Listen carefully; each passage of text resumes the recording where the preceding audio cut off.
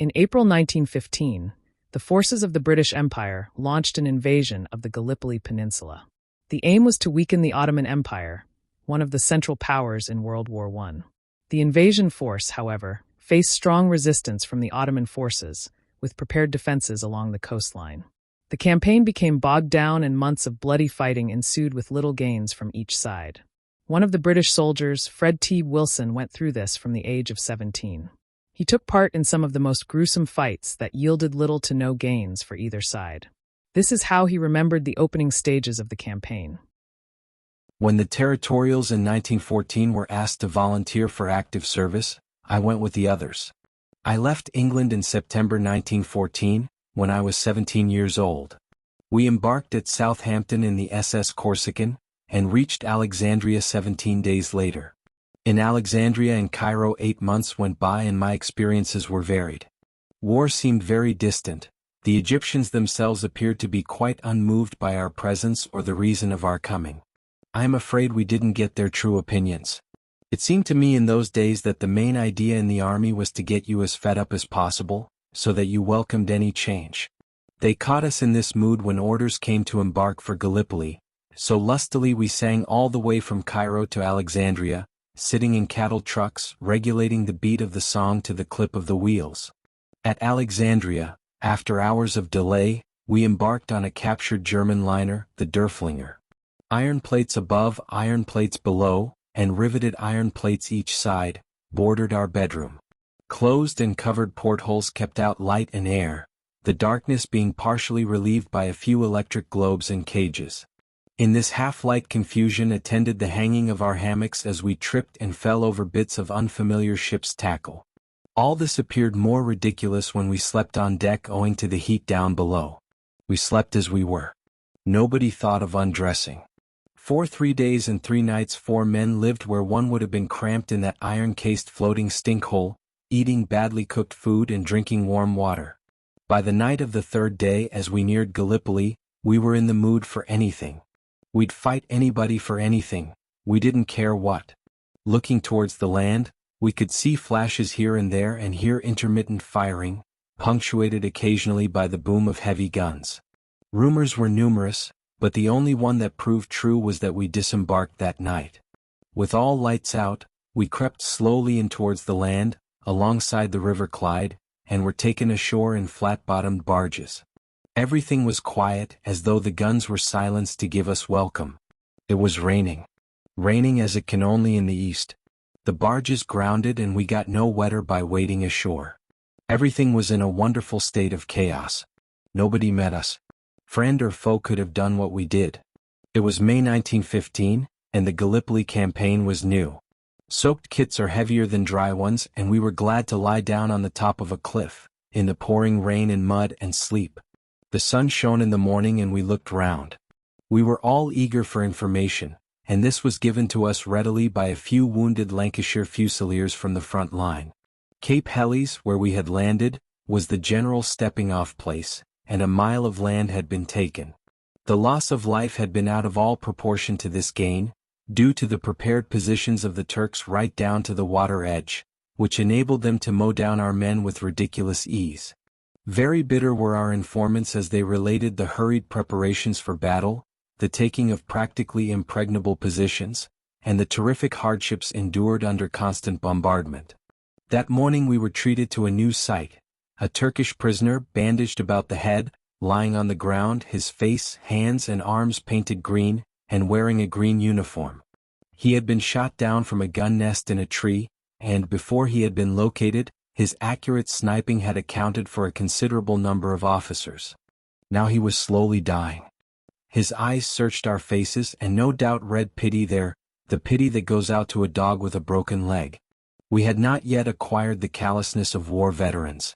Enemy aircraft kept us on the move all that morning. They seemed to have command of the skies. No airmen of ours challenged their activities. A few anti-aircraft guns tried to bring them down, but did no apparent damage. More troops arrived during the day and it was interesting to watch them land under heavy shell fire that sank a few barges and scattered us on land as they fell short of the water. The daily bathing parade in the sea continued however, and the shelling did not seem to upset the troops swimming about near the beach. That afternoon we paraded ready for a move up towards the front line. A shell blew away a few of our men in the rear company, then regardless of procedure, we turned right and follow me, was sufficient for the moment. The leading officer was an old hand. He knew the way or we might have marched straight into the enemy. A series of gullies, about 50 feet deep, one joining with another, ran in all directions, and up and down these we twisted and turned for about 3 hours, stopping occasionally for rest. At dusk we were told to stand easy until further orders were received. We were then on a lip on one side of a gully about 500 yards from the front line. As night advanced the flies left us. Then the shelling became more intense and rifles and machine guns helped to swell the noise. After an hour this subsided and the gully became full of other sounds. The small stream that ran in the bed, full of slime and blood colored in patches, was full of frogs. Hundreds of them all croaking together. Very weird and uncanny this was in the darkness and unnatural silence. We trod on them as we moved off, but the croaking continued. We now heard officially that we were to relieve the New Zealanders in the front line trench, and led by the same officer, we pushed off in a long single file. The communication trenches from the front line went back about 10 yards, then a dash over open country before one reached the shelter of a gully. Leaving the gully we had now to cross this open space before we could drop into the communication trenches. Only about 200 yards. Not far we thought, but a long way when under fire. Here we got our first small taste of war. The enemy guessed a relief was taking place, for their machine guns found us, and as the whine of bullets became more marked, we were ordered to lie down.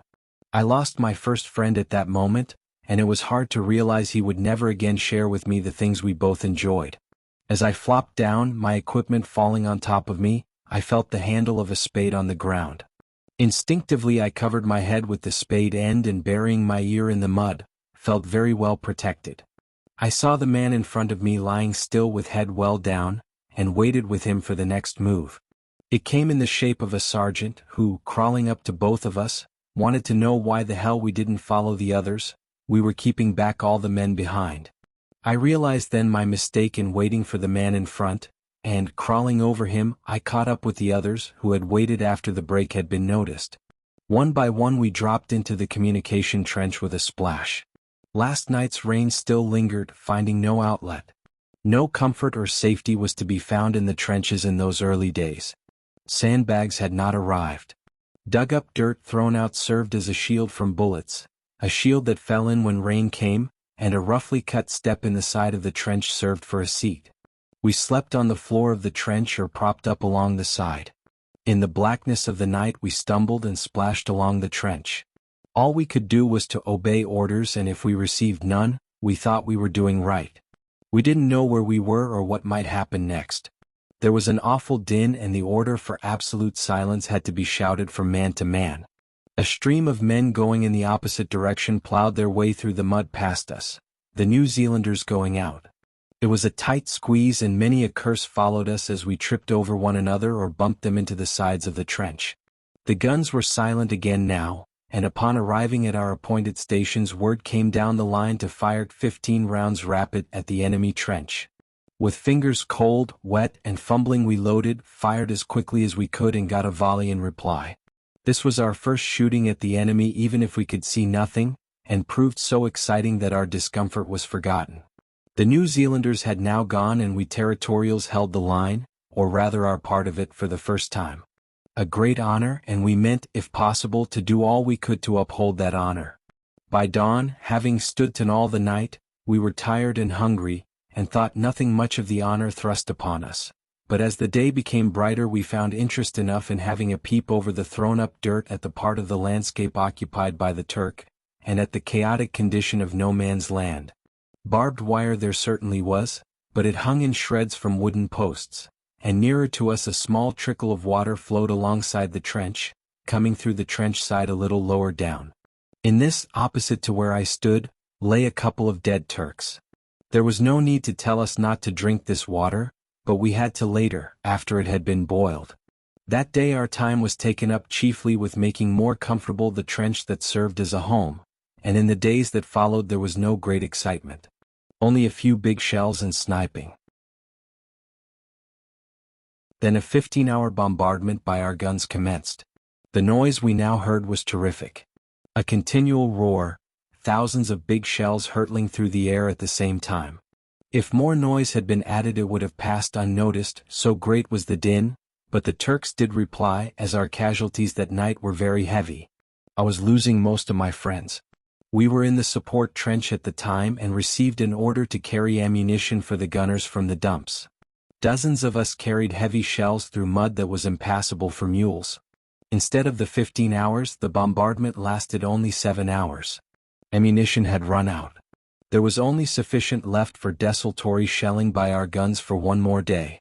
The ammunition boats had not arrived according to schedule, and the bombardment took place, as we afterwards learned, to impress upon the enemy how well supplied we were with shells. A peculiar thing is war. The Turks could, this night, have driven us into the sea. A week later we advanced about 50 yards, halfway into no man's land, under a full moon.